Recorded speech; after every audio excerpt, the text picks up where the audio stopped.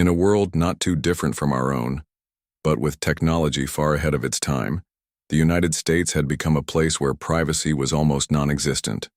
Cameras were everywhere, and computers tracked nearly every move people made.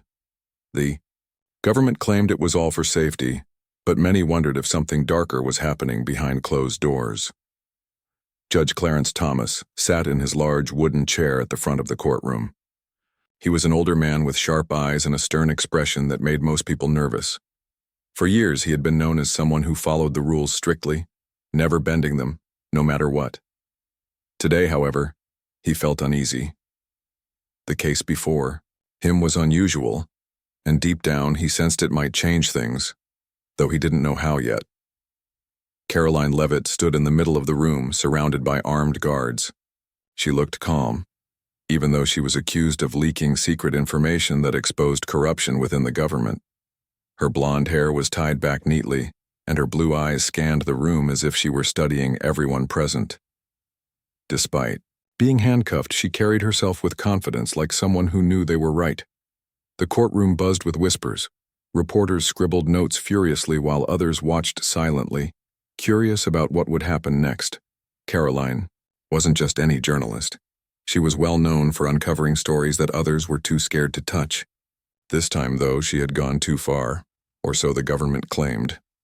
"Ms. Leavitt," Judge Thomas began, his voice firm and commanding. "You are charged with stealing classified documents and releasing them to the public. Do you understand the seriousness of this accusation?" Karoline nodded calmly. "Yes, Your Honor," she replied, her voice steady. "But I did it because the truth needed to come out. Those documents revealed plans for a massive surveillance program targeting innocent civilians. People deserve to know when their rights are being violated." Judge Thomas frowned. He disliked interruptions, especially from defendants who thought they could justify breaking the law. "This court does not concern itself with your intentions, Ms. Leavitt," he said sharply. "What matters is whether you broke the law or not. National security is at stake here, and we cannot ignore that." Karoline opened her mouth to respond, but one of the guards nudged her slightly, signaling her to stay quiet. She clenched her jaw but said nothing more. Instead, she glanced around the room again, her gaze lingering on the reporters. She hoped someone would see through the facade and realize she was telling the truth. As the hearing continued, lawyers argued back and forth. The prosecution painted Karoline as a criminal who endangered lives by exposing sensitive information. They claimed her actions put national security at risk and demanded severe punishment. On the other hand, Karoline's defense team argued that she was acting in the public's best interest. They insisted the leaked documents proved the existence of illegal activities within the government, including secret deals between politicians and corporations. Despite the heated arguments, Judge Thomas seemed unmoved. He listened carefully, taking notes occasionally, but his expression remained unchanged. To him, the facts were clear. Karoline had broken the law, and there was no excuse for that. No matter how noble her intentions might have been, the rules existed for a reason: to maintain order. Finally, after hours of debate, it was time for the judge to make his decision. He leaned forward slightly, resting his elbows on the desk in front of him. The room fell silent as everyone waited anxiously for his verdict. "After reviewing the evidence presented today," Judge Thomas declared, his voice echoing through the courtroom, "I find no justification for Ms. Leavitt's actions. While her motivations may be admirable, the law is absolute. Therefore, I hereby sentence her to immediate imprisonment without bail until further notice." Gasps rippled through the crowd. Some people shook their heads in disbelief, while others muttered angrily under their breath. Karoline, however, showed no emotion. She simply stared at the judge, her eyes piercing, as if trying to convey a message without words. Before anyone could react, the guard stepped forward and led Karoline out of the room. As she walked past the rows of spectators, she locked eyes with a young woman sitting near the front, a reporter named Emily Carter. There was something about the way Emily looked at her, a mix of sympathy and determination, that gave Karoline hope. Maybe not everyone believed the lies the government was spreading, Back in his chambers, Judge Thomas sighed deeply as he removed his robe. Something about the case gnawed at him, though he couldn't quite put his finger on it. Perhaps it was the way Karoline had looked at him during the sentencing, or maybe it was the nagging feeling that he hadn't considered all sides of the story. Whatever it was, it left him unsettled. Little did he know, his unease was only beginning. Just 9 minutes later, everything would change for him, for Karoline, and for the entire country. Judge Clarence Thomas sat alone in his chambers, staring at the wooden surface of his desk. The room was quiet except for the faint hum of electricity running through the walls. He tried to shake off the strange feeling that had settled over him since sentencing Karoline Leavitt. Something about the case felt off. It wasn't like him to second-guess his decisions, but today was different. As he reached for a glass of water, the lights flickered briefly. Thomas froze, his hand hovering above the glass. For a moment, everything went dark, and then the lights came back on just as suddenly as they had gone out. A soft buzzing filled the air, growing louder by the second. It sounded like static from an old radio, but it seemed to be coming from everywhere at once. "What on earth?" Thomas muttered under his breath. He stood up and walked toward the door, intending to check if anyone else in the courthouse had noticed the disturbance. But when he turned the handle, the door wouldn't budge. It was locked, and not just locked. It felt sealed shut, as if some unseen force was holding it closed. Confused, Thomas returned to his desk and picked up his tablet. Maybe there was a technical issue affecting the building's systems. As soon as he tapped the screen, however, his blood ran cold. Instead of showing his usual emails or documents, the display flashed with bright red letters. "Access granted." Before he could react, the message changed again. This time it read, "System compromised." Then, without warning, the screen went black. Thomas stared at it, his heart pounding. What was happening? Was this some kind of cyber attack? The answer came moments later, in the form of a voice. "Good afternoon, Judge Thomas," said a calm, familiar voice emanating from the tablet. It was Karoline Leavitt. Somehow she was speaking directly to him through the device. Thomas blinked rapidly, trying to process what he was hearing. "Ms. Leavitt?" he asked hesitantly, leaning closer to the tablet. "How are you doing this?" Karoline chuckled softly, though her tone remained serious. "Let's just say I have access to tools most people don't even know exist. You sentenced me 9 minutes ago, and already you're starting to regret it. Am I right?" Thomas clenched his jaw. "I don't regret enforcing the law." Snapped, though deep down he wasn't entirely sure that was true. "Whatever you're doing here, it won't work. Security will catch you." "Oh, Judge," Karoline replied, almost sympathetically. "They can't catch me because I'm not physically doing anything. My body is sitting in a cell right now, but my mind, well, let's just say it's free to roam wherever it wants." Thomas frowned. Her words made no sense, or at least, they shouldn't have. And yet the evidence was undeniable. The flickering lights, the locked doors, the mysterious messages on his tablet, all of it pointed to something far beyond his understanding. Outside his chambers, the chaos was spreading. Alarms blared throughout the courthouse as staff members scrambled to figure out what was going on. Elevators stopped working mid-ride, trapping people inside. Cameras mounted on the walls turned off one by one, leaving blind spots everywhere. Even the phones went dead, cutting off communication with the outside world. Back in her cell, Karoline leaned back against the wall, closing her eyes briefly. To anyone watching, she looked completely relaxed, as if nothing unusual were happening. But inside her mind, she was hard at work. The neural implant embedded in her brain allowed her to connect to any network within range, manipulating it however she pleased. Right now, she was using it to take control of the courthouse's mainframe. Through the implant, Karoline accessed security feeds, locking every exit and disabling emergency protocols. She rerouted power to certain areas, while cutting it off from others, creating confusion among those trapped inside.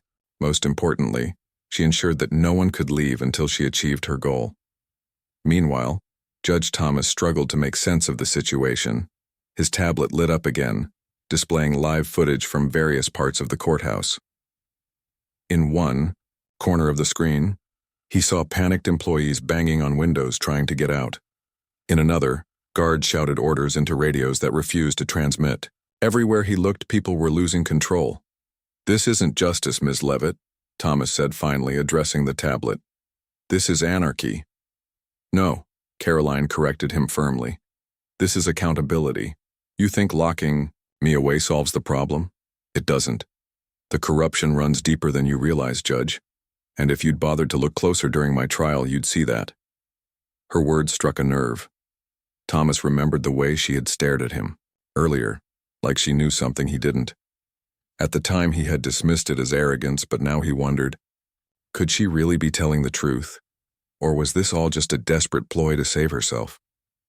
Before he could dwell on it further, the tablet screen shifted again. This time, it displayed images and files, hundreds of them scrolling past too, quickly for him to read. Contracts, emails, financial records, they flooded the screen in rapid succession, overwhelming him. "What is this?" Thomas demanded, squinting at the blur of text. "This is proof," Karoline answered. "Proof of what I've been saying all along. The surveillance program I exposed isn't just about keeping tabs on citizens. It's about controlling them. Politicians, corporations, law enforcement, they're all involved. They're using fear to justify taking away freedoms, and no one's stopping them." Thomas shook his head, refusing to believe it. "Even if these documents are real, you broke the law to obtain them. That makes you a criminal." "And what does that make you?" Karoline shot back. "You sit on your high chair, passing judgment, without ever questioning why the laws exist in the first place. Do you think justice means blindly following rules no matter who gets hurt? Because if that's your definition, then maybe you're not fit to wear that robe." Her words stung, hitting closer to home than Thomas cared to admit. He prided himself on being fair and impartial, but was he truly serving justice? Or just maintaining the status quo? The thought unsettled him more than anything else that had happened today. Suddenly, the tablet screen froze on a single image, a recording of a private meeting between several high-ranking officials. Their faces were unmistakable, and their conversation left no room for doubt. They discussed plans to expand the surveillance program, targeting journalists, activists, and anyone else who might oppose them. Worst of all, one of the voices belonged to someone Thomas recognized, a colleague he trusted. His hands trembled as he set the tablet down. For the first time in years, Judge Clarence Thomas felt uncertain. Everything he believed in, the system, the law, his role within it, was crumbling before his eyes. If Karoline was telling the truth, then the very foundation of justice was rotten. "I need to see more," he whispered, barely audible. "Show me everything." Karoline smiled faintly, though Thomas couldn't see her. "Gladly," she said. "But remember, Judge, once you know the truth, there's no going back." With that, the tablet screen lit up again, revealing even more damning evidence. Documents detailing secret deals, bribes, and cover-ups filled the display. Each new piece of information painted a clearer picture of a government betraying its own people. As Thomas absorbed the shocking revelations, he realized something crucial. Karoline hadn't acted out of malice or selfishness. She had risked everything to expose the truth, not for herself but for everyone. And in doing so, she had forced him to confront uncomfortable questions about his own role in perpetuating the lies. The courthouse remained in turmoil, but inside Judge Thomas's chambers, a transformation was beginning. Whether he liked it or not, he was part of this story now, and he would have to decide which side he was on. The courthouse was in complete disarray. People milled about aimlessly, unsure of what to do or where to go. Some huddled together near windows, trying to signal for help from outside. Others stood frozen, staring at malfunctioning doors and flickering lights as if waiting for answers that would never come. Panic had taken hold, and no one, not even the guards, seemed capable of restoring order. Inside his chambers, Judge Clarence Thomas sat slumped in his chair, his mind racing. The tablet rested on the desk in front of him, its screen still displaying a steady stream of incriminating evidence. Contracts, emails, recordings. It all painted a grim picture of corruption so widespread it made his head spin.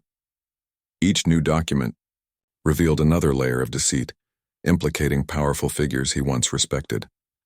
Karoline's voice echoed faintly in his ears, though she wasn't speaking now. Her earlier words haunted him. Once you know the truth, there's no going back.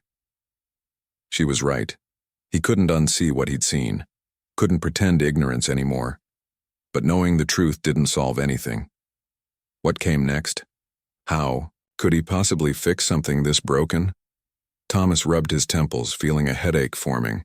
For decades he had prided himself on being a man of principle, someone who upheld the law without question. Now he realized how naive that belief had been. Laws weren't always just. Sometimes they were tools used by those in power to maintain control. And he, a judge, sworn to serve justice, had unwittingly played a part in their schemes. As these thoughts swirled in his mind, the tablet beeped softly. A new message appeared on the screen. What will you do now? It wasn't signed, but Thomas knew it was Karoline testing him again. She wanted to see if he would act, or if he would retreat into denial like so many others before him. He stared at the message for a long moment, then let out a heavy sigh. There was only one choice left, even if it terrified him. He picked up the tablet and pressed a button to respond. I'll help, he typed hesitantly. But I don't know how. For a few seconds, nothing happened. Then, Karoline's reply popped up. Good. Start by finding Emily Carter. Thomas frowned. Who was Emily Carter? He racked his brain, searching for any memory of the name. It sounded familiar, but he couldn't place it. Finally, he typed, back, who is she? This time the response came quickly. She works for you, clerk. You trust her. Ah, yes, the young woman who assisted with paperwork during trials. Thomas vaguely remembered her sitting quietly in the corner of the courtroom earlier. She hadn't said much, but she'd seemed competent enough. If Karoline trusted her, maybe he should too. With renewed determination, Thomas rose from his chair and moved toward the door. It was still locked, but he noticed something strange. The buzzing sound from earlier had stopped. Cautiously, he turned the handle, and to his surprise, the door opened. Stepping into the hallway, he found the area eerily quiet. The chaos had shifted elsewhere, leaving behind an unsettling calm.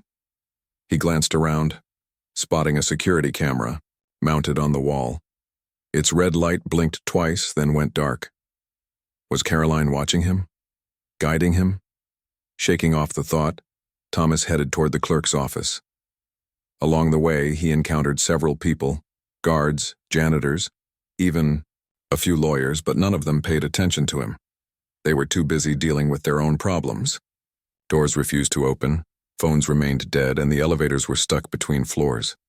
Everyone looked frazzled, distracted. No one questioned why Judge Thomas walked freely through the building. When he reached the clerk's office, he knocked, gently before stepping inside. Emily Carter sat at her desk, typing furiously on a laptop. Her face lit up with relief when she saw him. "Your Honor," she exclaimed. "Thank goodness you're okay. Have you figured out what's going on?" "I think so," Thomas replied cautiously. He closed the door behind him and approached her desk. Lowering his voice, he added, "But we need to talk privately." Emily nodded, sensing the urgency in his tone. "Of course, what's wrong?" Thomas hesitated, unsure how much to reveal. In the end, he decided honesty was the best approach. "Ms. Leavitt, she's doing something extraordinary. Using technology I can't fully understand, she's taken control of the courthouse systems. She claims she has proof of widespread corruption within the government." Emily's eyes widened. "Corruption? Like what?" She showed me documents, emails, contracts, recordings, high-ranking officials involved in illegal surveillance programs, secret deals with corporations, cover-ups. He trailed off, shaking his head. "It's bad, Ms. Carter. Worse than I imagined." Emily leaned forward, her expression serious. "If it's true, then we have to expose it. But how can we trust her? She broke the law. Exactly what I thought, Thomas admitted. But here's the thing, she gave me no choice. She forced me to look at the evidence and now I can't ignore it. Whether I like it or not, she's right. Something needs to change. Emily studied him for a moment, then nodded slowly. All right, tell me what you need me to do. Thomas felt a spark of hope. Maybe he wasn't alone in this after all. First, we need to get to her cell. Can you help me bypass the lockdown protocols? Emily raised an eyebrow. Bypassing security isn't exactly my area of expertise. You work with court systems every day, Thomas pointed out. Surely you know someone who understands them better than I do. She considered this for a moment, then smiled faintly. Actually, I might know someone. Give me a minute. Picking up her phone, Emily dialed a number and stepped away to speak quietly. Thomas waited anxiously, pacing back and forth as he listened to snippets of her conversation. When she returned, her expression was confident. I called Kevin Drake. He's a tech specialist who handles our network issues. He owes me a favor. If anyone can override the system, it's him. Good, Thomas said, nodding. Let's move quickly. We don't have much time.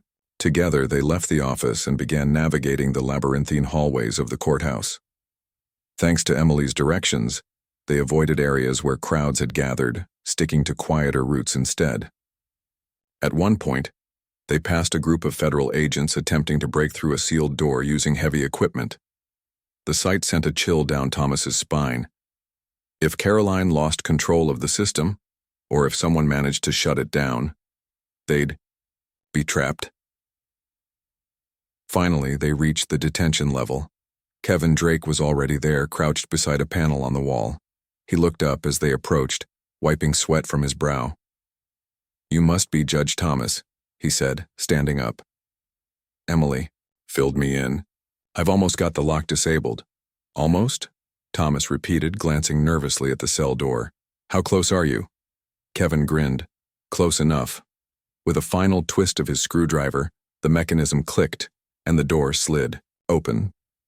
Inside, Karoline sat calmly, exactly as she had been earlier.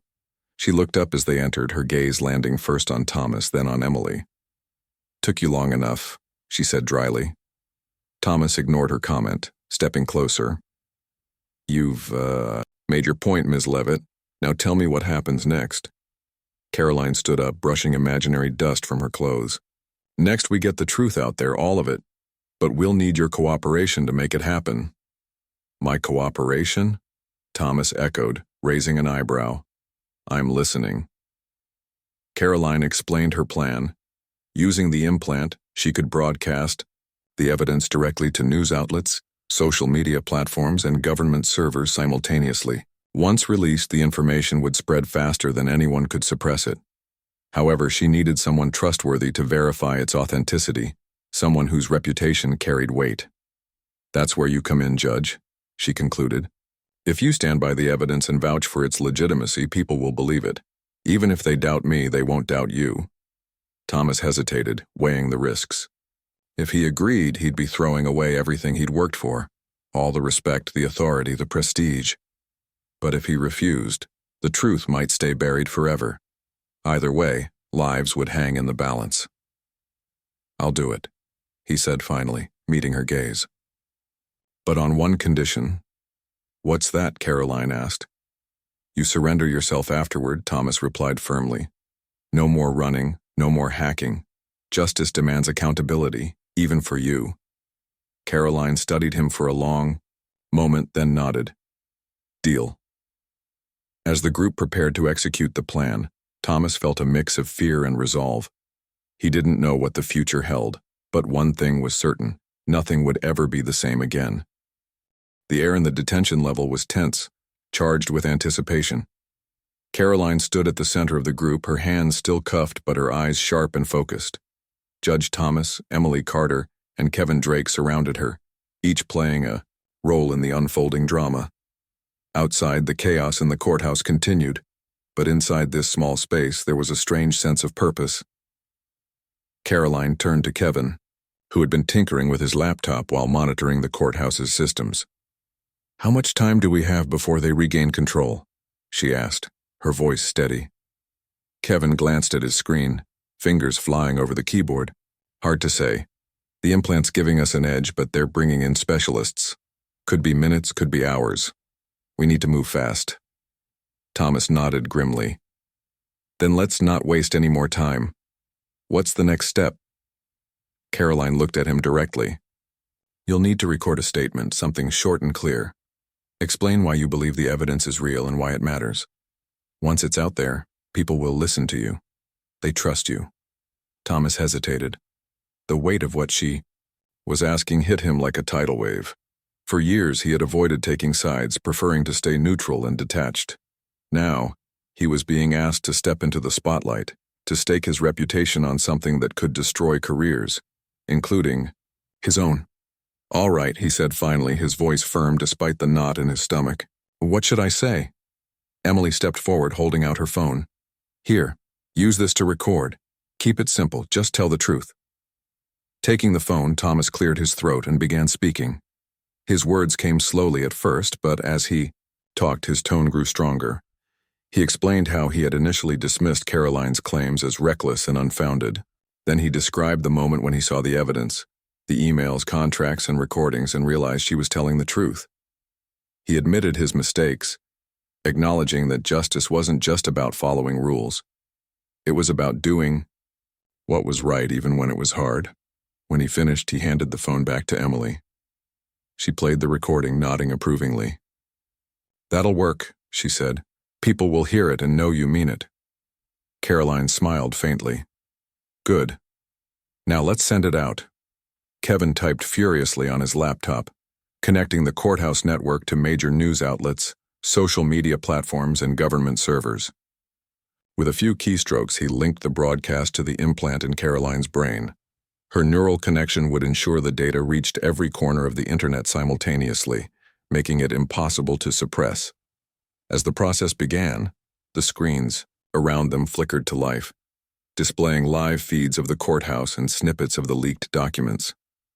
Cameras mounted on walls showed crowds gathering outside, drawn by rumors of a massive security breach. Reporters shouted questions into microphones while citizens stared at their phones, scrolling through breaking news alerts. Within seconds, the evidence flooded the digital world. Headlines screamed across websites. Mass surveillance program. Exposed. Government corporate conspiracy uncovered. Social media erupted with outrage as people shared screenshots of incriminating emails and financial records. Politicians and corporate leaders implicated in the scandal scrambled to deny involvement, but the sheer volume of proof made their denials sound hollow. Back in the detention area, the group watched silently as the impact rippled outward. Emily held her breath, clutching her phone tightly. Kevin leaned against the wall, visibly exhausted but satisfied. Thomas stood rigid, his expression unreadable. Only Karoline seemed calm, as if she had known all along how this would play out. It's done, she said softly, breaking the silence. Now it's up to them. Outside, federal agents pounded on doors and smashed windows, desperate to regain control of the courthouse. Sirens wailed in the distance, growing louder with each passing second. Time was running out. Thomas turned to Karoline, his face etched with concern. They're coming for you. Are you ready? She nodded, her resolve unwavering. I knew this would happen. It's part of the deal. Before anyone could respond, the door burst open, and armed guards stormed in. They surrounded Karoline, weapons raised, shouting orders for everyone to stand down. Kevin raised his hands instinctively, backing away from his laptop. Emily froze, clutching her phone protectively. Thomas stepped forward, placing himself between Karoline and the guards. That's enough, he barked, his voice cutting through the commotion. Stand down. This woman has exposed crimes that go far beyond anything you've dealt with before. If you harm her, you'll answer to me and to the entire country. The guards hesitated, glancing at one another uncertainly. Their leader, a tall man with a stern face, stepped forward. Judge Thomas, we're under orders to detain Ms. Leavitt. Step aside. Thomas shook his head. Not until you guarantee her safety. She's committed no crime greater than exposing the truth. Arresting her now won't change what's already out there." For a long moment, nobody moved. Then the leader lowered his weapon slightly, signaling for his team to do the same. "Fine," he muttered. "But she comes with us." Karoline stepped forward willingly, meeting Thomas's gaze one last time. "Thank you," she said quietly, "for believing me." He nodded, unable to find the words. As the guards led her away, Emily approached him, her eyes wide with worry. "What happens now?" she asked. Thomas sighed heavily, rubbing his temples. "Now, we wait. The truth is out there, but the fight isn't over. People will demand answers and accountability." Hours later, the courthouse was quiet again. The chaos had subsided, replaced by an eerie stillness. News reports continued to dominate every channel, dissecting the scandal and speculating about its implications. Protesters gathered in cities across the nation, chanting slogans and holding signs demanding justice. Lawmakers called emergency sessions, scrambling to distance themselves from the accusations. In his chambers, Thomas sat alone, staring at the empty tablet on his desk. The events of the day replayed in his mind like a film he couldn't turn off. He thought about Karoline, the courage it must have taken to risk everything for the sake of the truth. And he thought about himself, realizing how blind he had been to the flaws in the system he served. A knock on the door pulled him from his thoughts. It was Emily, carrying a folder filled with papers. "Your Honor," she said gently, "the press wants a statement. What should I tell them?" Thomas considered this for a moment, then stood up. "Tell them I'll speak tomorrow. Tonight, I need to think." Emily nodded and left, closing the door behind her. Alone once more, Thomas walked to the window and gazed out at the city below. Lights twinkled in the darkness, a reminder of the countless lives affected by the choices made in rooms like this one. He didn't know what the future held, for Karoline, for himself, or for the country. But one thing was certain: nothing would ever be the same again. Days turned into weeks, and the world was still reeling from the revelations exposed by Karoline Leavitt. The leaked documents had sparked outrage on a scale no one could have predicted. Protests filled the streets of major cities, with citizens demanding accountability from their leaders. Politicians who were named in the files scrambled to defend themselves, while others resigned quietly, hoping to avoid further scrutiny. Corporations implicated in secret deals faced boycotts and lawsuits, their reputations shattered overnight. In the midst of the chaos, Judge Clarence Thomas found himself at the center of attention, not because he was accused of wrongdoing, but because he had chosen to stand up for the truth. His recorded statement, broadcast alongside the evidence, earned him both praise and criticism. Some hailed him as a hero for admitting his mistakes and supporting Karoline's cause. Others called him reckless, claiming he had abandoned his duty as a judge to uphold the law. Despite the backlash, Thomas felt a strange sense of peace. For the first time in years, he believed he was doing something meaningful. He spent hours testifying before Congress, explaining what he had seen and urging lawmakers to address the systemic issues within the government. His words carried weight, not just because of his position, but because they came from someone who had once been part of the system he now sought to change. Meanwhile, Karoline Leavitt remained in custody, awaiting trial. Her case became a national sensation, drawing widespread support from activists, journalists, and ordinary citizens who saw her as a symbol of resistance against corruption. Legal teams volunteered to represent her, arguing that her actions were justified given the circumstances. Public opinion leaned heavily in her favor, putting pressure on prosecutors to drop the charges or offer leniency.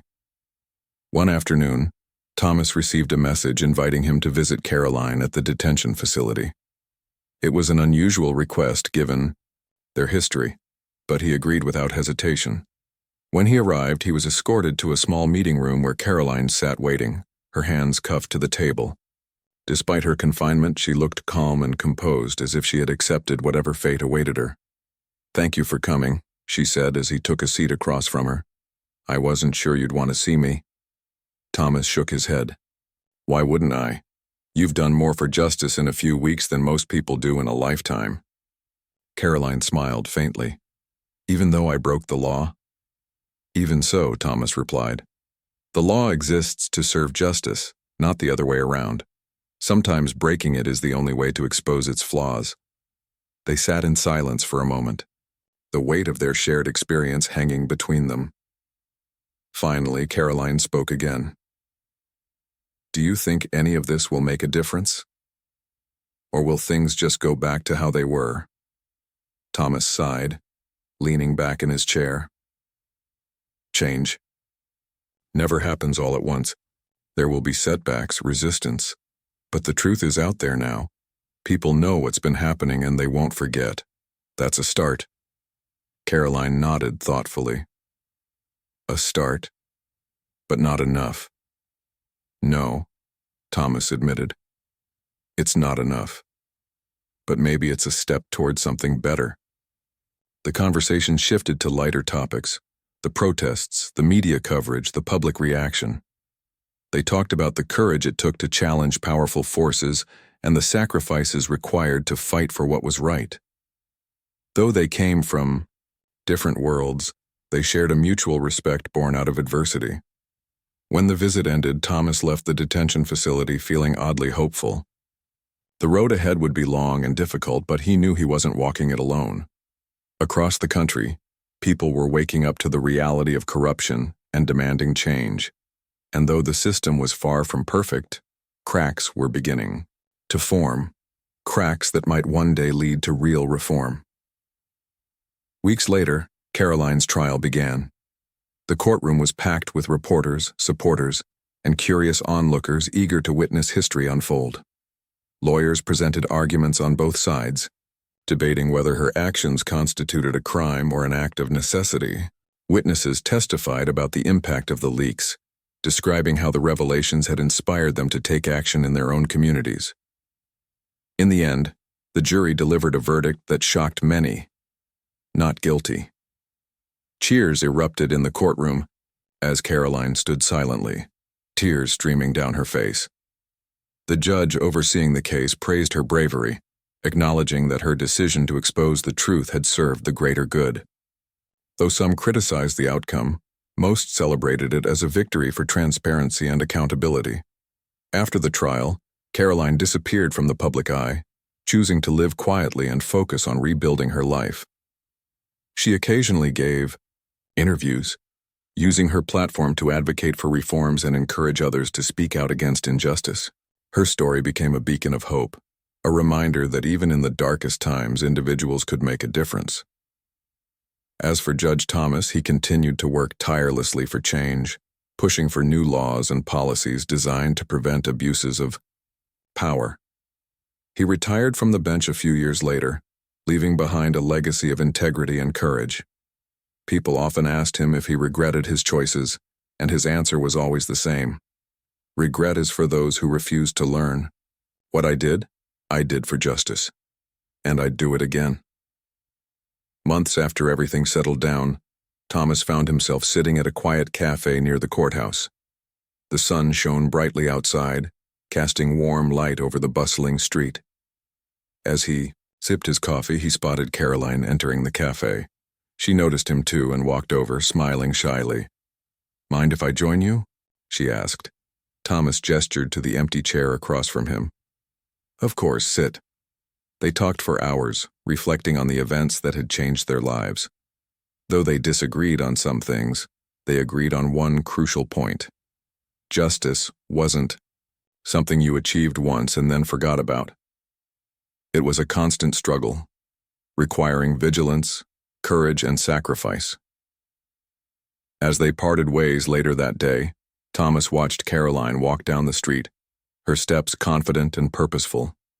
He felt a deep sense of gratitude, not just for her but for everyone who had played a role in exposing the truth. The fight wasn't over, but for the first time in a long time, he believed it was worth fighting. And with that thought, he returned to his car, ready to face whatever challenges lay ahead.